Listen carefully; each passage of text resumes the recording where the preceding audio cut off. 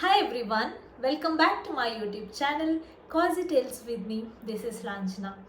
So ಇವತ್ತು ತೆನಾಲಿ ರಾಮಕೃಷ್ಣನ ಕಥೆಗಳನ್ನು ಮುಂದುವರಿಸೋಣ.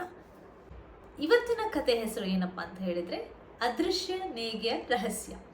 ಸೊ ಈ ಕಥೆಯಲ್ಲಿ ಏನೇನಿದೆ ಅಂತ ನೋಡೋಣ.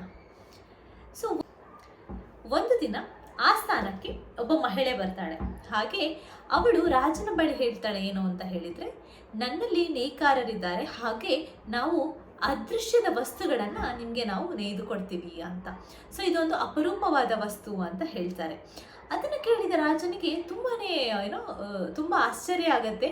ಆಗ ಅವನು ಆ ಮಹಿಳೆಗೆ ಹಣನ ಕೊಡ್ತಾನೆ, ಅದೇ ರೀತಿ ಆಭರಣಗಳನ್ನು ನೀಡಿ ಹೇಳ್ತಾನೆ ಏನು ಅಂತ ಹೇಳಿದರೆ, ಸರಿ, ನೀನು ನಿನ್ನ ನೇಕಾರರ ಜೊತೆ ನನಗೆ ಅದೃಶ್ಯದ ವಸ್ತುವನ್ನು ತಯಾರಿಸಿ ಕೊಡಬೇಕು, ಅದಕ್ಕೆ ನಿನಗೆ ನಾನು 1 ವರ್ಷದವರೆಗೆ ಟೈಮ್ನ ನೀಡ್ತಾ ಇದ್ದೀನಿ ಅಂತ. ಈ ಸಮಯದೊಳಗಾಗಿ ನೀನು ನನಗೆ ಬಂದು ಕೊಡಬೇಕು ಅಂತ ಹೇಳ್ತಾನೆ.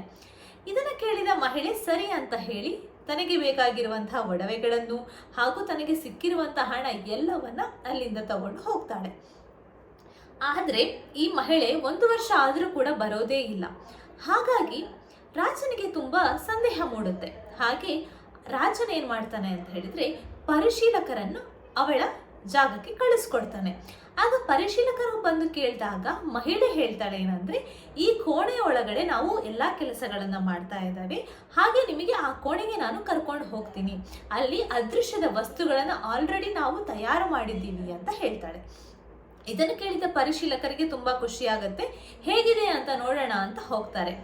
ಹಾಗೆ ನೋಡಿದಾಗ ಆ ಕೋಣೆಯೊಳಗೆ ಏನು ಕಾಣೋದೇ ಇಲ್ಲ. ಅದನ್ನು ಕೇಳಿದಾಗ ಮಹಿಳೆ ಹೇಳ್ತಾಳೆ, ಇಲ್ಲಿರುವಂತಹ ಅದೃಶ್ಯದ ವಸ್ತುಗಳು ಕೇವಲ ಪರಿಶುದ್ಧವಾದ ವ್ಯಕ್ತಿ, ಅಂದರೆ ಅವನ ಆತ್ಮ ಪರಿಶುದ್ಧವಾಗಿದ್ರೆ ಮಾತ್ರ ಕಾಣುತ್ತೆ, ಉಳಿದವರಿಗೆ ಇದು ಕಾಣೋದಿಲ್ಲ ಅಂತ ಹೇಳ್ತಾರೆ.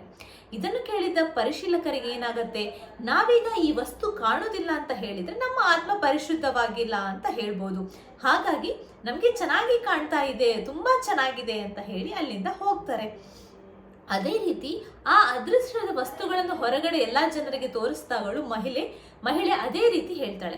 ಇದನ್ನು ಕೇಳಿದ ಎಲ್ಲ ಜನರು ಕೂಡ ತುಂಬಾ ಚೆನ್ನಾಗಿದೆ ಅಂತ ಹೇಳ್ಕೊಂಡು ಹೋಗ್ತಾರೆ. ರಾಜ ಏನ್ ಮಾಡ್ತಾನೆ ಅಂತ ಹೇಳಿದ್ರೆ, ಮಹಿಳೆಯನ್ನ ಅರಮನೆಗೆ ಕರೆಸ್ತಾನೆ. ಅದೃಶ್ಯದ ವಸ್ತ್ರವನ್ನ ನೀನು ತೋರಿಸು, ಅದೇ ರೀತಿ ನಿಮ್ಮ ನೇಕಾರರನ್ನ ಕೂಡ ಕರ್ಕೊಂಡ್ ಬಾ ಅಂತ ಹೇಳ್ತಾರೆ. ಆಗ ಮಹಿಳೆ ಅರಮನೆಗೆ ಬಂದು ಹೇಳ್ತಾಳೆ, ನನ್ನ ಬಳಿ ಅದೃಶ್ಯದ ವಸ್ತ್ರ ಇದೆ, ನಿಮ್ಗೆ ಕಾಣ್ತಾ ಇದೆ ಅಲ್ವಾ ಅಂತ. ಆಗ ರಾಜನಿಗೆ ಏನು ಕಾಣಿಸೋದೇ ಇಲ್ಲ. ಆಗ ರಾಜನಿಗೆ ಕೂಡ ಅವಳು ಅದೇ ರೀತಿ ಹೇಳ್ತಾಳೆ, ಆತ್ಮ ಪರಿಶುದ್ಧವಾಗಿದ್ರೆ ಮಾತ್ರ ಇದು ಕಾಣುತ್ತೆ ಅಂತ. ಆಗ ರಾಜನ ಏನ್ ಮಾಡ್ತಾನೆ ಅಂತ ಹೇಳಿದ್ರೆ, ತೆನಾಲಿ ರಾಮಕೃಷ್ಣನ ಬಳಿ ಹೋಗಿ ನನಗೆ ಈ ವಸ್ತ್ರ ಕಾಣಿಸೋದಿಲ್ಲ ಅಂತ ಹೇಳ್ತಾನೆ. ಆಗ ತೆನಾಲಿ ರಾಮಕೃಷ್ಣನಿಗೆ ಗೊತ್ತಾಗತ್ತೆ ಈ ಮಹಿಳೆ ಕಪಟಿಯಾಗಿದ್ದಾಳೆ ಅಂತ. ಹಾಗೆ ಅವನೇನ್ ಮಾಡ್ತಾನೆ ಅಂದ್ರೆ, ರಾಜನಿಗೆ ಹೇಳ್ತಾಳೆ, ಇವಳು ಕಪಟಿ, ಇವಳಲ್ಲಿ ಯಾವುದೇ ರೀತಿಯಾದಂಥ ವಸ್ತ್ರ ಇಲ್ಲ, ಸುಮ್ಮನೆ ಹೇಳ್ತಾ ಇದ್ದಾಳೆ ಅಂತ. ಆಗ ರಾಜ ಏನ್ ಮಾಡ್ತಾನೆ, ಹಾಗಾದ್ರೆ ಇದನ್ನ ನೀನು ಹೇಗಾದ್ರೂ ಸಾಲ್ವ್ ಮಾಡಬೇಕು, ಈ ಪರಿಸ್ಥಿತಿಯನ್ನ ನೀನು ಹೇಗಾದ್ರೂ ಮಾಡಿ ಸಾಲ್ವ್ ಮಾಡು ಅಂತ ಕೇಳಿದಾಗ ತೆನಾಲಿ ರಾಮಕೃಷ್ಣ ಏನ್ ಹೇಳ್ತಾಳೆ ಅಂದ್ರೆ ಮಹಿಳೆಗೆ, ಹಾಗಾದ್ರೆ ನಿನ್ನಲ್ಲಿರುವಂತಹ ಅದೃಶ್ಯವಾದ ವಸ್ತ್ರವನ್ನ ನೀನೇ ಧರಿಸ್ಕೊಂಡು ಅದರ ಒಂದು ಚಂದವನ್ನ ಎಲ್ಲರಿಗೂ ನೀನು ತೋರಿಸ್ಬೇಕು ಅಂತ ಹೇಳ್ತಾನೆ. ಇದನ್ನು ಕೇಳಿದ ಮಹಿಳೆಗೆ ತುಂಬಾ ಗಾಬರಿ ಆಗುತ್ತೆ. ಯಾಕಂದ್ರೆ ಅವಳಲ್ಲಿ ವಸ್ತ್ರ ಧರಿಸೋಕೆ ಅಲ್ಲಿ ಯಾವುದೇ ರೀತಿಯಾದಂಥ ವಸ್ತ್ರ ಇರೋದೇ ಇಲ್ಲ. ಹಾಗಾಗಿ ಅವಳು ತುಂಬಾ ಭಯಗೊಂಡು ತನ್ನ ತಪ್ಪನ್ನ ಒಪ್ಕೊಳ್ತಾಳೆ. ಸೊ ಹಾಗಾಗಿ ತೆನಾಲಿ ರಾಮಕೃಷ್ಣನ ಚತುರತೆಯನ್ನ ಮೆಚ್ಚಿ ರಾಜನು ಅವನಿಗೆ ಬಹುಮಾನವನ್ನ ನೀಡಿ ಕಳಿಸ್ತಾನೆ.